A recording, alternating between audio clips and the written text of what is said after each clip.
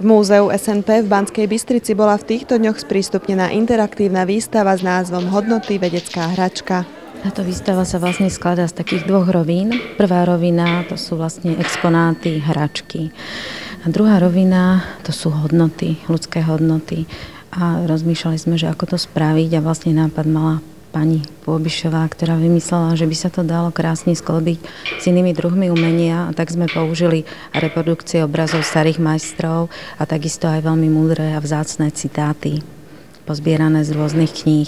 Takže vlastne tak nejak sme sa zamýšľali nad tým, ako sklbiť hru ako spontánnu činnosť, ktorá nás spája po celý život, do tých hodnôt, ktoré vlastne ľuďom tak strašne chýbajú a tak veľmi ich potrebujú na to, aby z detí vyrástli vlastne hodnotní, múdri a citliví ľudia. Výstavu pripravilo Banskobystrické občianske združenie Vedecká hračka.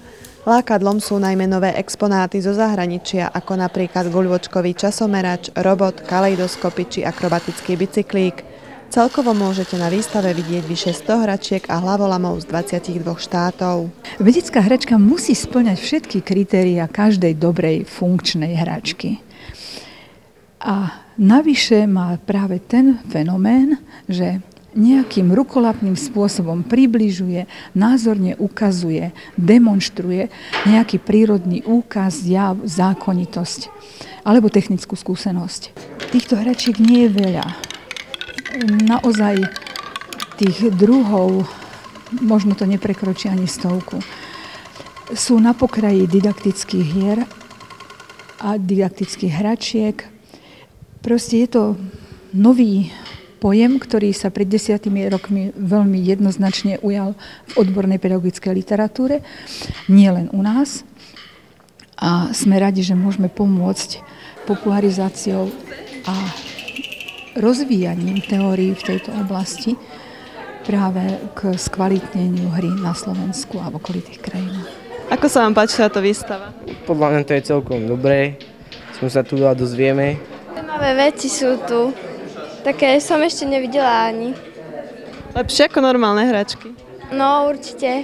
Tak dosť sa mi tu páči, je to veľa zaujímavých vecí a môžem zistiť všelijaké fyzikálne zákony, sa to dajú overiť a tak je to také pekné.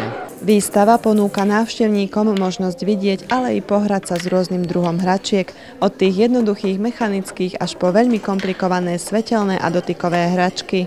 Na svoje si tu prídu okrem detí aj dospelí. Je to zaujímavé, že naozaj, keď sem prídu rodičia s deťmi, tak zvyčajne rodičia postávajú, že deti pohrajte sa, ale potom sa to stane presne naopak, že hrajú sa rodičia a deti potom už len tak obzerajú a v nemom úžase stoja nad otcom, ako sa tu hrá s guličkami a so všelijakými paličkami a so všeličím možným. Verejnosti je výstava sprístupnená denne okrem pondelka v čase od 9. do 16. hodiny. Potrvá do 3. marca a nadväzne bude reinštalovaná v ďalších múzeách na Slovensku.